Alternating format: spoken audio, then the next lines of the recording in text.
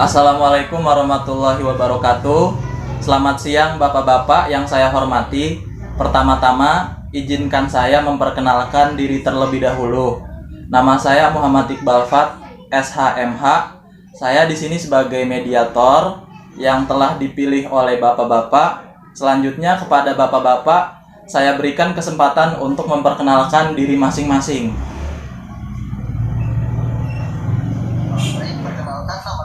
Nama saya sebagai pemohon dalam kasus ini.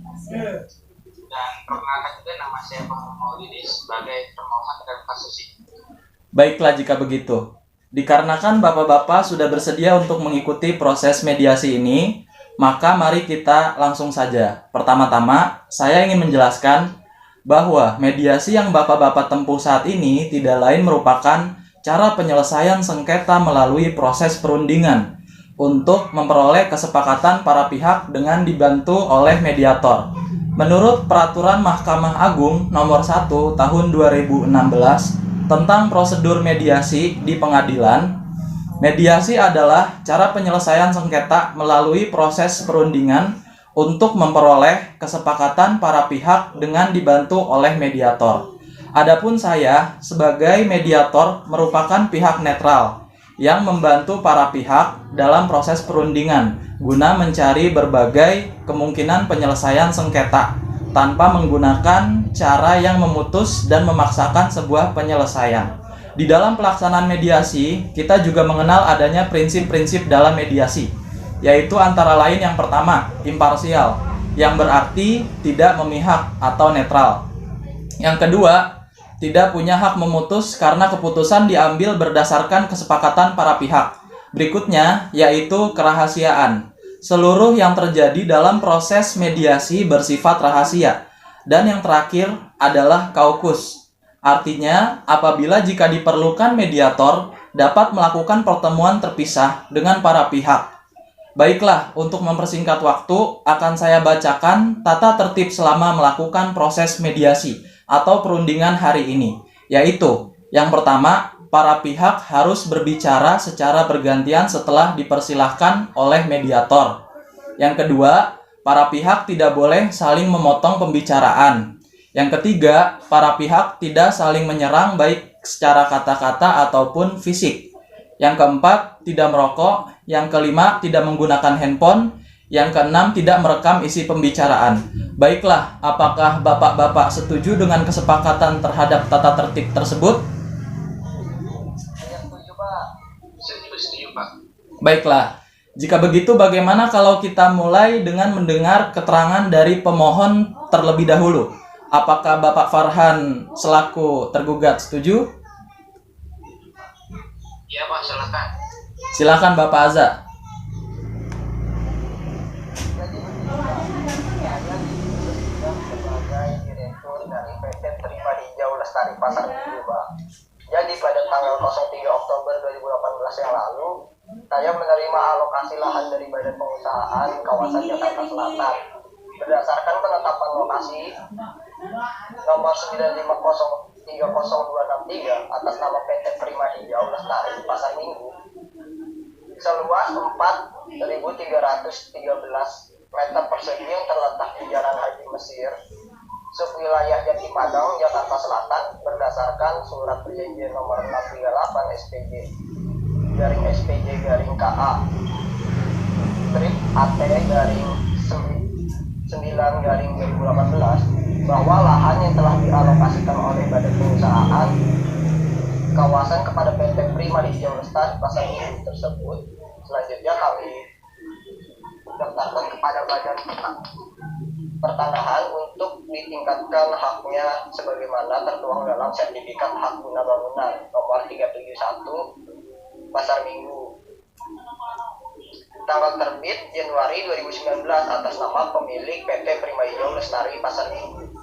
Kemudian sekitar bulan Maret 2019 pihak kami merasa curiga bahwa lahan yang telah dialokasikan oleh Badan Pertanahan kawasan tersebut telah menyusut luasnya berdasarkan batasan sepadan kiri tenggara yang pada saat itu diketahui dimanfaatkan oleh pihak lain untuk bengkel mobil dengan nama Royali. Bahwa karena kecurigaan tersebut, akhirnya pihak kami memeriksa secara teliti batas-batas lahan sebagaimana tersebut dalam sertifikat HGB yang kami punya. Secara karakteristik sisi-sisi lahan berdasarkan sertifikat, ternyata pengukuran di lapangan yang dilakukan oleh orang-orang suruhan kami diduga lahan tersebut telah diserobot dan dimanfaatkan oleh pihak lain dengan ukuran lebar 5,16 meter kali panjang 78,61 meter untuk jalan dan lahan parkir serta bangunan bengkel mobil, sehingga berdasarkan parkiran kasar luas lahan ini pihak kami yang telah dikuasai oleh pihak lain itu lebih kurang seluas 402 meter persegi. Guna memastikan batas-batas dan ukuran lahan tersebut, maka untuk itu kami mohon agar kiranya Bapak dapat melakukan pengukuran ulang atas batas-batas tanah tersebut, mengingat dalam waktu dekat ini pihak kami akan melakukan proyek pembangunan di atas lahan tersebut. Kemudian pihak kami meminta secara resmi untuk pengukuran lahan tersebut kepada pihak Badan Pertanahan selaku instansi yang berwenang, dan setelah pihak Badan Pertanahan melakukan pengukuran di lapangan, ternyata sebagian lahan milik kami yang dikuasai oleh PT Megah Kesindo tersebut telah pula diterbitkan sertifikat HGB oleh Badan Pertanahan, sehingga pihak Badan Pertanahan enggan menerbitkan hasil pengukuran tersebut. Baiklah. Artinya Bapak di sini menduga bahwa pihak Badan Pertanahan telah memperalihkan kembali hak alokasi atas lahan yang telah dimiliki oleh pemohon. Benar begitu? Ya Pak, benar begitu. Baiklah, setelah kita mendengar penjelasan dari pemohon, selanjutnya saya berikan kesempatan kepada termohon untuk menyampaikan hal-hal yang perlu kita ketahui. Silakan Pak. Ya, terima kasih Pak Mediator. Saya berdasarkan surat permohonan pemohon nomor 133 garing PKA garing Badan Pertanahan garing P1 garing 2020 tanggal 14 Juni 2020 perihal permohonan pengukuran ulang dan pengembalian batas. Dalam kesempatan ini, pemohon tadi telah menyampaikan bahwa guna memastikan batas dan ukuran lahan tersebut, maka pemohon memohon agar pihak kami dapat melakukan pengukuran ulang atas batas tanah tersebut. Mengingat dalam waktu dekat ini pihak pemohon akan melakukan proyek pembangunan di atas lahan tersebut, jelas bahwasanya penggugat telah memutarbalikkan fakta sebagaimana dalam gugatan tersebut. Penggugat menyatakan turut tergugat dua mempersulit penggugat dan meminta klarifikasi serta keterangan hasil pengukuran untuk memastikan dugaan tumpang di lahan. Pernyataan penggugat melalui surat permohonan pengukuran ulang untuk melaksanakan proyek pembangunan tersebut lahannya. Dan seperti pada apa yang telah disampaikan oleh pemohon tadi, saya rasa tuduhan pemohon ini tidak berdasar dan tidak mempunyai alasan yang benar.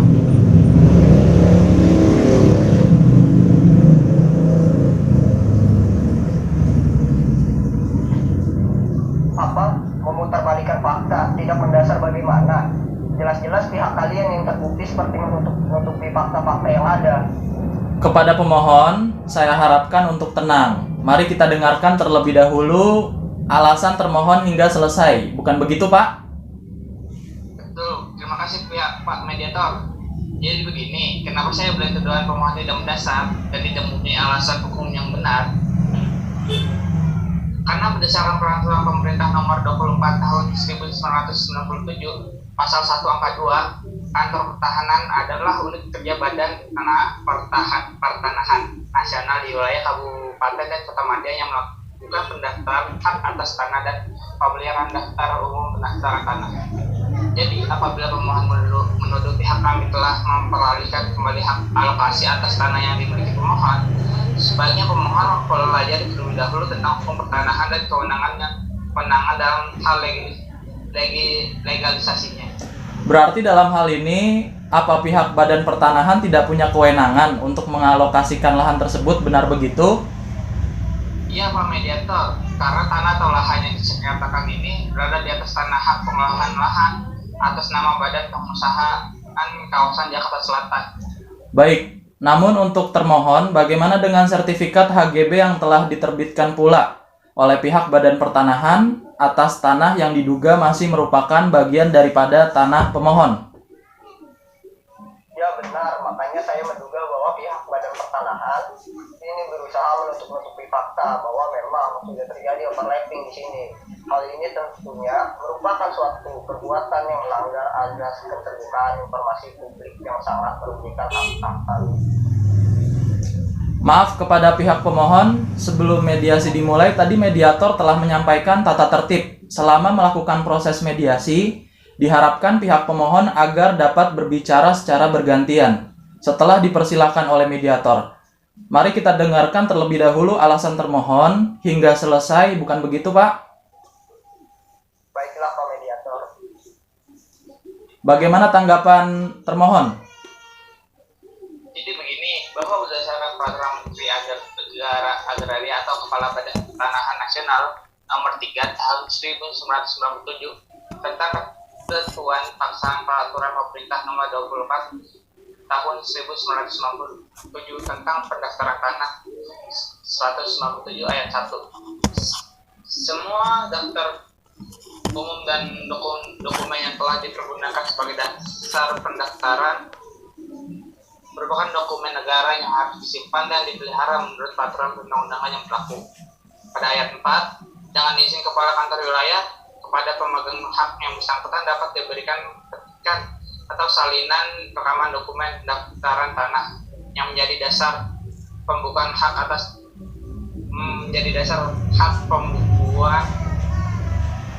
tanah atas namanya yang tersimpan di kartu ketanahan. Berdasarkan peraturan tersebut, pihak kami tidak dapat dengan serta-merta mengeluarkan begitu saja dokumen negara. Harus melalui kewenangan yang telah diatur dan hanya kepada pemegang hak saja serta instansi pemerintah sebagaimana yang telah diatur dan dalam peraturan perundang-undangan. Itu artinya segala sesuatu itu harus dilakukan sesuai dengan prosedur yang berlaku, Pak. Seperti yang dikatakan termohon bahwa segala sesuatu ada prosedurnya. Jadi bagaimana pendapat saudara pemohon terhadap hal itu? Ya kami juga mengerti bahwa ada prosedur-prosedur yang harus dilalui. Namun yang jadi permasalahan adalah proses terlalu lama, seakan-akan memang sudah direncanakan untuk tidak diterbitkan hasilnya. Padahal sudah jelas pada saat kami meminta dilakukannya pengukuran ulang oleh Badan Pertanahan, pada saat itu memang sudah terlihat bahwa kurang lebih sekitar 402 meter persegi lahan kami dikuasai oleh pihak lain yang ternyata telah pula diterbitkan sertifikat hak guna bangunan oleh Badan Pertanahan.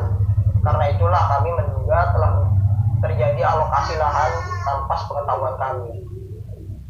Bagaimana tanggapan termohon atas pendapat pemohon yang menduga telah terjadinya alokasi lahan tanpa sepengetahuan pemohon? Kami tidak dapat memberikan hasil pengukuran karena pada saat pengukuran pemohon dianggap tidak dapat menunjukkan batas-batas tanah miliknya. Bahwa dalam peraturan Kepala Badan Pertanahan Nasional Republik Indonesia nomor 1 tahun 2010 pada lampiran 2 halaman 69 Romawi 4 angka 1 huruf A, pengukuran bidang tanah untuk keperluan pengembalian batas pada kolom keterangan permohonan memuat 1. Identitas diri, 2. Letak, luas, letak, dan penggunaan tanah yang dimohonkan, 3. Pernyataan telah memasang tanda batas bahwa berdasarkan peraturan tersebut belum memenuhi pemohon kewajiban sehingga kami tidak dapat menyelesaikan permohonan pemohon, sehingga bagaimana mungkin pihak Badan Pertanahan menguap hasil yang pekerjaannya saja belum diselesaikan. Baik, terima kasih statement dari pihak termohon. Kemudian bagaimana dari pihak pemohon? Dikarenakan memang masing-masing dari kami memiliki hak guna bangunan masing-masing, bagaimana kita melakukan perjanjian tertulis saja yang memuat mengenai pihak termohon ini memberikan uang ganti rugi sebagai bentuk itikat baik pengambilan alih atas tanah yang telah dialokasikan untuk usahanya. Iya, sebenarnya dengan hal tersebut bisa menjadi jalan keluar yang baik. Kemudian masalah ini pun akan cepat terselesaikan dan pihak termohon bisa melanjutkan kembali usahanya yang dilakukan di atas lahan tersebut. Bagaimana untuk pihak termohon? Ya, saya sangat setuju sekali mengenai apa yang akan kita tuangkan pada perjanjian tersebut. Bukan begitu, Pak Mediator? Iya, betul begitu. Kemudian bagaimana dari pihak pemohon?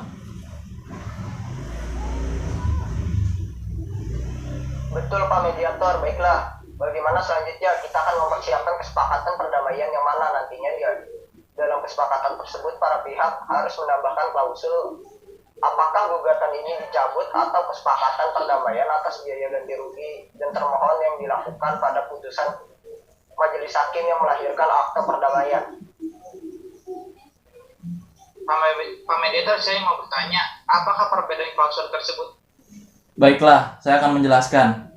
Apabila gugatan tersebut dicabut, maka kesepakatan perdamaian hanya mengikat kedua belah pihak, di mana apabila salah satu ingkar janji, maka harus diajukan gugatan kembali. Sedangkan untuk klausul yang menyebut kesepakatan perdamaian yang dikukuhkan di dalam majelis hakim menjadi akte perdamaian, sehingga apabila salah satu pihak wan prestasi, ingkar janji, maka dapat dieksekusi langsung oleh ketua pengadilan setempat tanpa mengajukan gugatan. Saya setuju kesepakatan perdamaian. Bagaimana dengan termohon? Iya, saya juga setuju dengan kesepakatan tersebut agar masalah ini tidak juga berlarut-larut, Pak Mediator. Oke, baiklah.